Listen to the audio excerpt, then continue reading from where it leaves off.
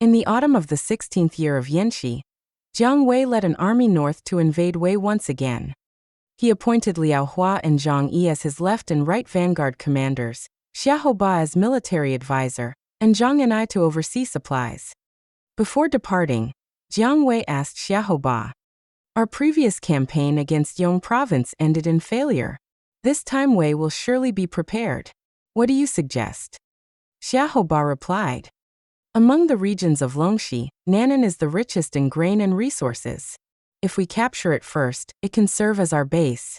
Last time we failed because the Chang reinforcements never arrived. We should first secure their support, then march through Shuying and Dongting to strike Nan'an directly." Jiang Wei was delighted by the proposal and immediately sent Shi Zheng with gold, silver, and Shu silk to win over the Chang king Midong. Midong gladly accepted the gifts and led 50,000 Chang warriors to join the campaign, sending Ehe Xiaoge as his vanguard. When Wei General Guohuai learned of this, he quickly reported the situation to Luoyang. Sima Shi gathered his commanders and asked who would fight the Shu army. General Su Ji volunteered. Knowing Su Ji's reputation for bravery, Sima Shi appointed him as vanguard and ordered his younger brother Sima Zhao to command the expedition. The two armies met at Dongting. Su Ji rode out with a massive battle axe and challenged the Shu forces. Liao Hua fought him first but was quickly driven back. Zhang Yi then entered the battle and was also defeated. Su Ji pursued aggressively, routing the Shu army and forcing them to retreat more than 30 li before both sides established camps. That night, Jiang Wei discussed strategy with Xiahou Ba. "How can we capture Su Ji?" he asked. Xiahou Ba suggested luring him with a feigned retreat and hidden ambushes.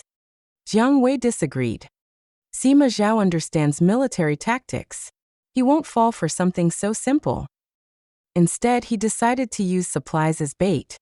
Since Wei had often cut off Shu supply lines in past campaigns, Jiang Wei would reverse the tactic and trap the enemy through their greed. He secretly assigned Liao Hua and Zhang Yi to prepare an ambush. Meanwhile, he deliberately strengthened his camp defenses with deer horn barricades and iron caltrops to create the impression of a long-term occupation. Several days later, Su Ji continued challenging the Shu army, but Jiang Wei refused to fight. Scouts reported to Sima Zhao, "The Shu army is transporting grain behind Tailong Mountain using wooden oxen and flowing horses. They appear to be preparing for a prolonged campaign, while waiting for the Chang forces." Sima Zhao was pleased. "In the past we defeated Shu by cutting off their supplies. Tonight you shall lead 5,000 men, and seize their grain. Without food, Jiang Wei must retreat." Su Ji accepted the mission. That night he spotted hundreds of Shu soldiers escorting supply wagons. The Wei troops suddenly attacked, and the Shu soldiers abandoned the supplies and fled. Su Ji sent half his men back with the captured grain, and personally pursued the fleeing soldiers. After less than 10 li, carts suddenly blocked the road. As the Wei soldiers dismounted to clear them, fires erupted on both sides. Su Ji tried to retreat, only to find the rear blocked as well. Flames surrounded them. Just as the Wei soldiers struggled out of the inferno, a signal cannon thundered. Liao Hua attacked from the left. Zhang Yi attacked from the right. The Wei army collapsed. Su Ji barely escaped and fled alone. As he rode desperately through the darkness, another force suddenly appeared ahead. Jiang Wei himself led the troops.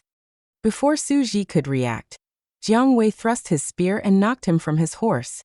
Shu soldiers immediately swarmed in and killed him. Meanwhile, the Wei troops escorting the captured grain were intercepted by Xiahou Ba and surrendered. Xiahou Ba ordered his soldiers to put on Wei armor, ride Wei horses, and return to the Wei camp under Wei banners. Seeing what appeared to be friendly troops, the Wei guards opened the gates without suspicion. The disguised Shu soldiers rushed inside and launched a surprise massacre. Sima Zhao was shocked and fled on horseback. Liao Hua blocked his path ahead while Jiang Wei pursued from behind. With nowhere else to go, Sima Zhao retreated to Tailong Mountain. The mountain was extremely difficult to access, with only one narrow path leading upward. A single spring supplied water, barely enough for 100 people. Sima Zhao and 6,000 soldiers became trapped on the mountain while Jiang Wei sealed every escape route. Soon the defenders began suffering from thirst. Looking up at the sky, Sima Zhao sighed. Am I destined to die here? At that moment, everyone believed he was doomed. A clerk named Wang Tao then offered advice. Long ago, Gung Gong prayed for water while trapped under siege, and was miraculously saved. Perhaps you should do the same. Sima Zhao knelt beside the spring and prayed. If heaven has decreed my death, let this spring dry up and I shall surrender. But if my fate is not yet finished, let fresh water flow forth and save my army. To everyone's amazement, the spring began producing abundant water. The Wei army survived. Meanwhile, Jiang Wei remained unaware. He proudly told his officers, Zhuge Liang once failed to capture Sima Yi at Shangfang Valley. That regret will finally be erased. Sima Zhao cannot escape. At the same time, Guo Huai learned of Sima Zhao's predicament and prepared a rescue force. Chen Tai advised him, the Chang have already joined Jiang Wei. If we march directly, they will strike our rear. Better to separate them from Shu first. Guo Huai agreed. Chen Tai went to the Chang camp pretending to defect. Removing his armor, he tearfully told Midong, Guo Huai wishes to kill me. I have come to join you. Tonight I can lead you in a surprise attack against the Wei camp. Midong believed him. That night Ehe Xiaoge led the Chang troops following Chen Tai. When they reached the camp, the gates stood open. Thinking victory was certain, the Chang charged inside. Instead they fell into hidden pits. Ambush forces immediately attacked from all directions. Chen Tai and Guo Huai struck from front and rear. The Chang army was devastated. Ehe Xiaoge committed suicide. Midong was captured alive. Rather than execute him, Guo Huai personally untied him and treated him kindly. Ashamed, Midong agreed to switch sides and assist Wei. Midong then guided the Wei army toward Tailong Mountain. Before arriving, he secretly sent word to Jiang Wei. Believing reinforcements had arrived, Jiang Wei was delighted. He ordered the main army to remain outside while allowing Midong and a small group to enter his camp.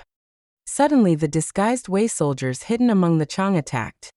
Jiang Wei was caught completely off guard and barely escaped on horseback. At the same time, Chang and Wei troops stormed the Shu camp. The Shu army collapsed. Jiang Wei fled so quickly that he lost all his arrows, leaving only a bow and an empty quiver. Guo Huai personally pursued him. Seeing Jiang Wei apparently unarmed, Guo Huai advanced confidently. Jiang Wei repeatedly drew his bowstring as if preparing to shoot. Guo Huai dodged several times before realizing there were no arrows. Laughing at the trick, he fired an arrow of his own. Jiang Wei avoided it and astonishingly caught the arrow in midair. As Guo Huai closed the distance, Jiang Wei knocked the captured arrow and fired. The shot struck Guo Huai directly in the face. He fell from his horse. Jiang Wei intended to finish him off, but Wei reinforcements arrived. He seized Guo Huai's spear and withdrew. The Wei soldiers carried Guo Huai back to camp, but he bled to death from the wound. After escaping Tailong Mountain, Sima Zhao launched a counterattack. Jiang Wei gathered his scattered troops and retreated back to Hanzhong.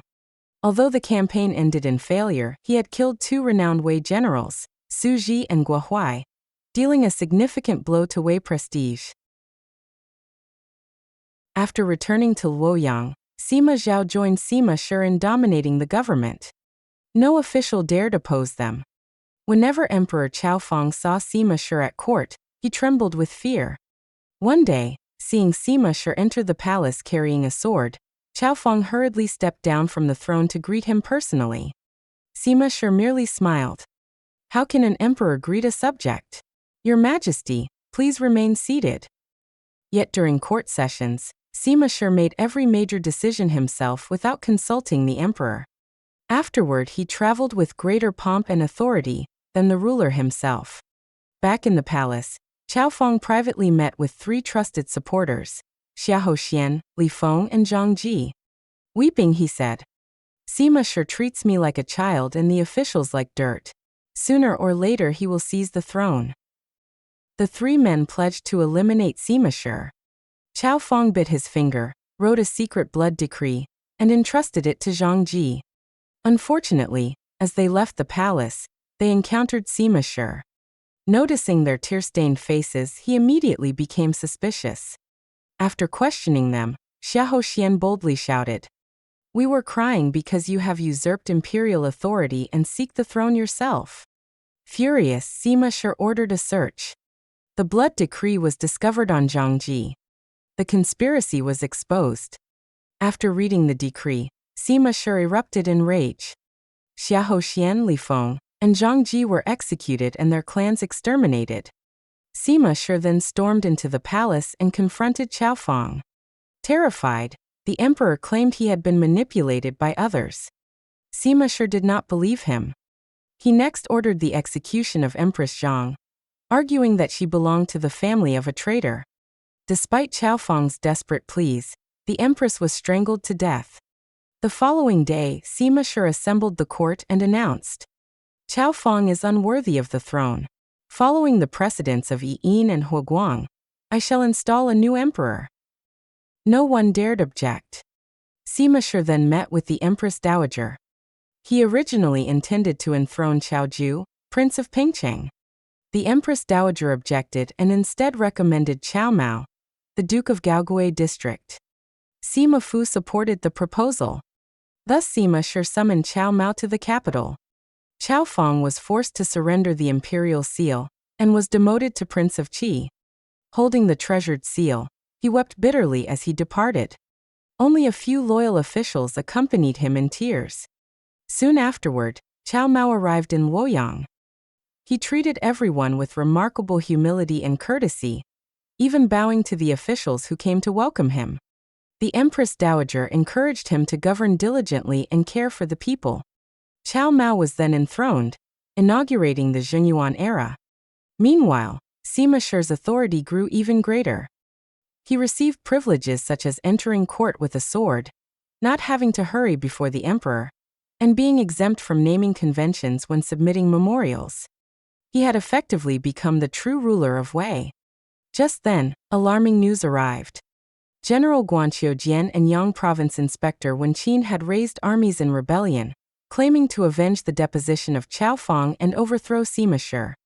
A new storm was about to begin.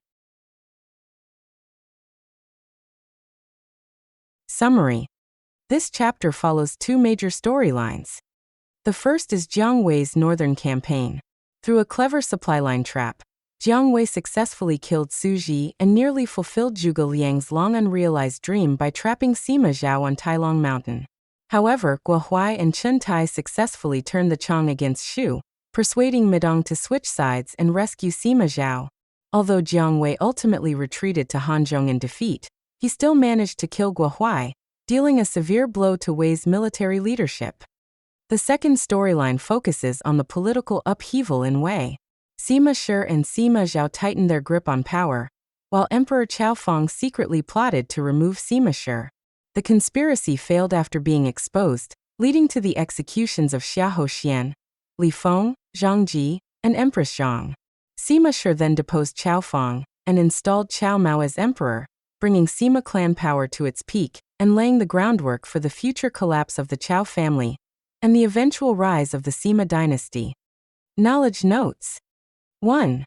The novel claims that Jiang Wei marched with an army of 200,000 men. Historically, this is highly unrealistic.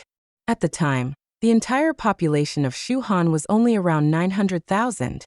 According to the records of the Three Kingdoms, Jiang Wei's northern expeditions usually involved only tens of thousands of troops, most commonly between 30,000 and 60,000 soldiers. 2. The entire Tailong Mountain episode is largely fictional. In the novel, Jiang Wei defeats Su Ji, traps Sima Zhao on the mountain, and Sima Zhao survives only after miraculously obtaining water through prayer before being rescued by Guo Huai. No such event appears in the historical records. 3. Su Ji himself may never have existed. The novel portrays him as a powerful Wei general who defeats both Liao Hua and Zhang Yi before being killed by Jiang Wei's ambush. However, no historical record confirms the existence of this figure, and most scholars regard him as a fictional character created for the novel. 4. Guo Huai was not killed by Jiang Wei's arrow. In the novel, Jiang Wei catches an arrow fired by Guo Huai and shoots it back, striking him in the face and causing his death. Historically, Guo Huai died of illness around the year 255 and was not killed in battle. Looking at the chapter as a whole, more than 70% of the first half, Jiang Wei's northern campaign, is considered fictionalized storytelling. The second half, involving the deposition of Cao Feng and the enthronement of Cao Mao, generally follows historical events, though many details were dramatized for narrative effect.